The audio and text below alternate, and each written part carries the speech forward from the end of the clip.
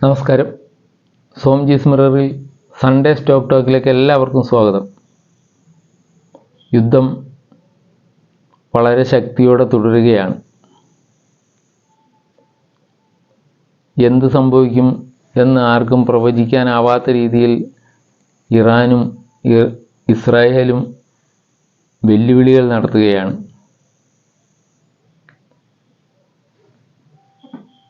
ഇസ്രായേലിൻ്റെ ആക്രമണത്തിന് ഇറാൻ നൽകിയ തിരിച്ചടി ഇസ്രായേലിന് നാശനഷ്ടങ്ങൾ ഉണ്ടാക്കി എന്നാണ് അറിയുന്നത്. സാധാരണഗതിയിൽ ഇസ്രായേലിൻ്റെ മണ്ണിലേക്ക് മിസൈലുകളൊന്നും എത്താതെ അയൺ ഡോം കാത്തിരുന്നു. പക്ഷേ ഇത്തവണ എന്തോ പിഴച്ചിട്ടുണ്ട് എന്ന് സംശയിക്കണം. മാർക്കറ്റ് യുദ്ധത്തിൻ്റെ ഭീതിയിൽ എവിടെ എത്തും എന്ന് ആർക്കും പ്രവചിക്കാനാവാത്ത അവസ്ഥയിലാണ്. യുദ്ധം കൂടുതൽ ശക്തമാവുകയും കപ്പൽ സർവീസുകളെയും വിമാന സർവീസുകളെയും ഒക്കെ കൂടുതൽ വ്യാപകമായി അത് ബാധിക്കാൻ തുടങ്ങുകയും ചെയ്താൽ മാർക്കറ്റുകളുടെ ഗതി തീർച്ചയായിട്ടും വളരെ മോശമാകും. കാരണം അന്താരാഷ്ട്ര വ്യാപാരത്തെ നിയന്ത്രിക്കുന്ന കടലുകളിലൂടെയുള്ള കപ്പൽ സഞ്ചാരത്തിന് വലിയ ഭീഷണി ഉയർന്നു കഴിഞ്ഞാൽ തീർച്ചയായിട്ടും അത് ആഗോള സാമ്പത്തിക രംഗത്തെയും എല്ലാത്തിനെയും തന്നെ ബാധിക്കുന്നതാണ്. അങ്ങനെ ഉണ്ടാവാതിരിക്കട്ടെ. പക്ഷേ ഇറാൻ്റെ ഭീഷണി അമേരിക്കയുടെ കപ്പലുകൾ US-ൻ്റെയും ഫ്രാൻസിൻ്റെയും ഒക്കെ കപ്പലുകളെയൊക്കെ ആക്രമിക്കുമെന്ന് തന്നെയാണ് ഇറാൻ ഭീഷണിപ്പെടുത്തുന്നത്. നാളെ എന്താകുമെന്ന് ഒരാൾക്കും പ്രവചിക്കാനാവാത്ത രീതിയിലാണ് കാര്യങ്ങൾ പോകുന്നത്. അപ്പോൾ യുദ്ധം തന്നെയാവും മാർക്കറ്റിൻ്റെ ഗതിവിഗതികളെ നിർണ്ണയിക്കുക എന്ന് നമ്മൾ ഊഹിക്കേണ്ടിയിരിക്കുന്നു. മാർക്കറ്റ് അതിൻ്റെ ഏറ്റവും നല്ലൊരവസ്ഥയിൽ നിൽക്കുകയായിരുന്നു ഇന്ത്യൻ മാർക്കറ്റ്. തീർച്ചയായിട്ടും വളരെയേറെ മാർക്കറ്റിനെ സ്വാധീനിക്കാനിടയുണ്ടായിരുന്ന RBIയുടെ പോളിസി അനൗൺസ്മെൻറ്റ് വന്നത് മാർക്കറ്റിനെ സ്വാധീനിക്കാൻ പറ്റാത്ത അവസ്ഥയിലായിപ്പോയി. അത് വന്നത് ഉടനെ തന്നെ മാർക്കറ്റ് നന്നായി പെർഫോം ചെയ്തെങ്കിലും അടുത്ത ദിവസം മുതൽ നെഗറ്റീവ് ന്യൂസുകൾ കൊണ്ട് മാർക്കറ്റ് നിറയുകയാണ് ഉണ്ടായത്. യുദ്ധമായാലും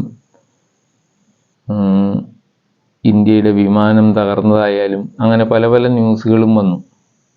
അതൊക്കെ മാർക്കറ്റിനെ നെഗറ്റീവായി ബാധിച്ചതുകൊണ്ട് ഇവിടെ പെർഫോം ചെയ്യേണ്ടിയിരുന്ന പോസിറ്റീവായിട്ടുള്ള ന്യൂസിന് യാതൊരു പ്രതിഫലനവും ഉണ്ടാകാതെ പോയി. എന്ന് കരുതി മാർക്കറ്റിൻ്റെ അടിത്തറ ശക്തമായി തുടരുന്നുണ്ട്. അത് കൺസോളിഡേറ്റ് ചെയ്ത് ആ ലെവലിൽ അങ്ങനെ നിൽക്കുന്നുണ്ട്. ഇതൊക്കെ പോസിറ്റീവായിട്ടുള്ള കാര്യങ്ങളാണ്. ഇൻഫ്ലേഷൻ ഡേറ്റ വന്നത് വളരെ പോസിറ്റീവായിട്ടാണ്. 2.8% ഒക്കെയാണ് ഇൻഫ്ലേഷൻ എന്ന് പറഞ്ഞാൽ. ഏതാണ്ട് 7 വർഷത്തിനിടയിലാണ് ഇത്രയും താഴെ റീറ്റെയിൽ ഇൻഫ്ലേഷൻ വന്നിട്ടുള്ളത്. മാർക്കറ്റിന് അതൊക്കെ തീർച്ചയായിട്ടും പോസിറ്റീവായിട്ടുള്ള കാര്യങ്ങളാണ്. പിന്നെ IMFൻ്റെ ഒരു ഡേറ്റ വന്നു.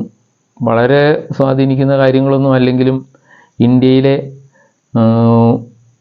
27.73% ഉണ്ടായിരുന്ന അതിദരിദ്രരുടെ നിരയിൽ നിന്ന് ഒരുപാട് പേർ ഉയർന്നു വന്നു.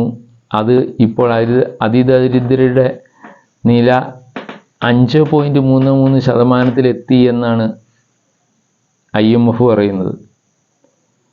കഴിഞ്ഞ 10 വർഷത്തിനിടെ 27 കോടിയോളം ജനങ്ങൾ ദാരിദ്ര്യരേഖയ്ക്ക് മുകളിലേക്ക് വന്നു എന്ന് പറയുന്നു. തീർച്ചയായിട്ടും ഇന്ത്യൻ എക്കണോമിയുടെ ശക്തി അതിൽ കാണാനുണ്ടാവും. ഇന്ത്യൻ എക്കണോമി വളരുന്നതനുസരിച്ച് നല്ല രീതിയിൽ ജനങ്ങളുടെ സാമ്പത്തിക നില മെച്ചപ്പെടുന്നുണ്ട് എന്നുള്ളതിനുള്ള തെളിവ് കൂടിയല്ലേ അത്. 10 വർഷങ്ങളെയൊക്കെ ആയിട്ട് താരതമ്യം ചെയ്യുമ്പോൾ ഇതൊരു ശക്തമായ മുന്നേറ്റം തന്നെയാണ് നടത്തിയിട്ടുള്ളത് ഇന്ത്യൻ എക്കണോമി. അപ്പോൾ അതിൻ്റെ പ്രതിഫലനം അവിടെ ഉണ്ടാകുന്നു. അതുപോലെ തന്നെയാണ് ഓരോ കാര്യങ്ങളിലും മാർക്കറ്റ് ശക്തമായി വരുമ്പോൾ അല്ലെങ്കിൽ ഇന്ത്യൻ എക്കണോമി ശക്തമായി വരുമ്പോൾ എല്ലാവരിലേക്കും അതിൻ്റെ പ്രതിഫലനങ്ങൾ എത്തിക്കേണ്ടിയിരിക്കുന്നു. അല്ലെങ്കിൽ ആ രീതിയിലൊക്കെ മാർക്കറ്റിന് പോസിറ്റീവായിട്ടുള്ള ന്യൂസുകൾ ഇങ്ങനെ വരുന്നുണ്ടായിരുന്നു. പക്ഷേ നമ്മൾ യുദ്ധത്തിൻ്റെ പിടിയിലായിപ്പോയി.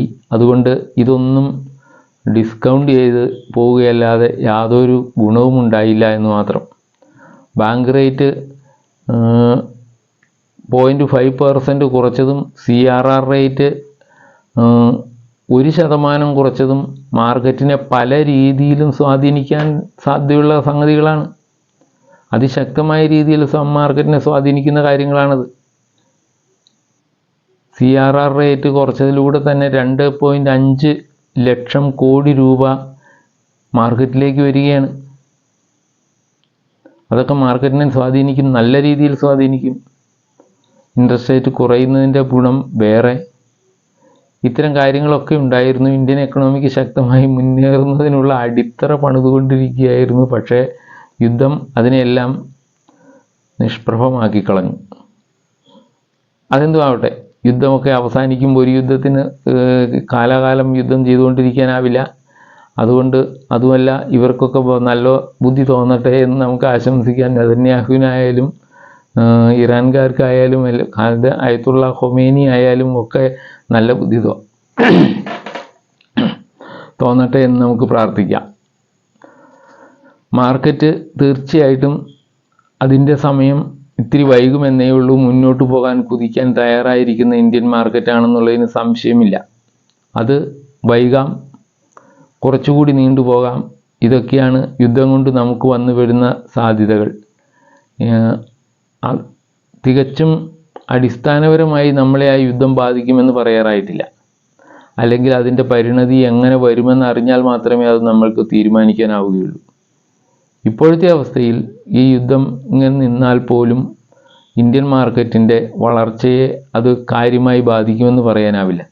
ക്രൂഡ് ഓയിലിൻ്റെ പ്രൈസൊക്കെ എങ്ങനെ നിൽക്കുന്നു എന്നനുസരിച്ച് കൂടിയായിരിക്കും അത്. അതിശക്തമായി ഇപ്പോൾ 10% ഉയർന്ന ക്രൂഡ് ഓയിൽ പ്രൈസ് അതങ്ങനെ മുന്നോട്ട് പോയാൽ തീർച്ചയായിട്ടും ഇന്ത്യൻ എക്കണോമിക്ക് വളരെ ശക്തമായ ഒരു അടിയായിരിക്കും അത്.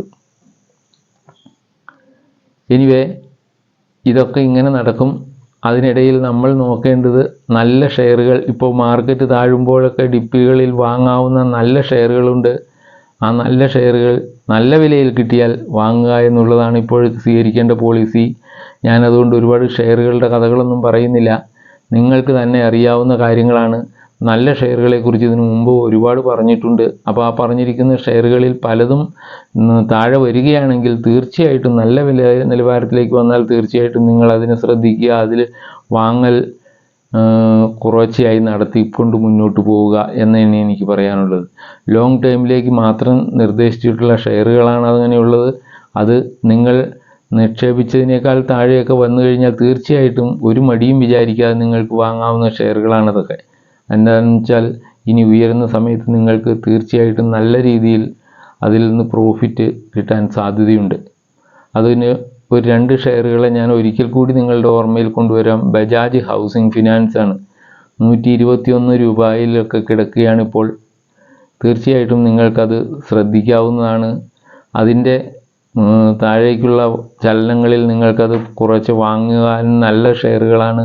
ആ ഷെയർ അതിൻ്റെ കമ്പനിയുടെ റിപ്പോർട്ടുകൾ ഈ 4th ക്വാർട്ടറിൻ്റേത് വന്നു, ഒരു വർഷത്തേൻ്റേന് വന്നു. ഇതെല്ലാം മികച്ച രീതിയിൽ തന്നെ പോവുകയാണ്. കമ്പനി ലിസ്റ്റ് ചെയ്തിട്ട് ഒരുപാട് ആയിട്ടില്ലാത്ത 1 വർഷം കഴിഞ്ഞിട്ടേ ഉള്ളൂ.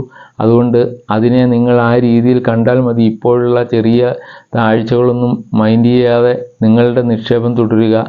അതിന് നന്നായി പെർഫോം ചെയ്യാൻ സാധ്യതയുള്ള ഒരു ഷെയറാണതെന്ന് എനിക്ക് തോന്നുന്നു. കാരണം ഇപ്പോൾ RBI കൊണ്ടുവന്ന റീപ്പോ നിരക്കിൻ്റെ കട്ടിൻ്റെയും ആ CRRൻ്റെ ഗുണങ്ങൾ ഇതൊക്കെ ആ കമ്പനിക്ക് ലഭിക്കാൻ സാധ്യതയുണ്ട്. അഫോർഡബിൾ ഹൗസിങ്ങിൻ്റെയൊക്കെ മേഖലയിൽ നല്ല രീതിയിൽ പ്രവർത്തനം മുന്നോട്ട് പോകുന്നുണ്ട്. ആ കമ്പനിയെ ശ്രദ്ധിക്കാം. Bajaj housing finance. മറ്റൊന്ന് KFin ടെക്നോളജീസ് ആണ്. KFin ടെക്നോളജീസ് കുറേ അധികം ബ്രോക്കറേജുകൾ ബൈ പറഞ്ഞിരുന്നതാണ് നേരത്തെ തന്നെ.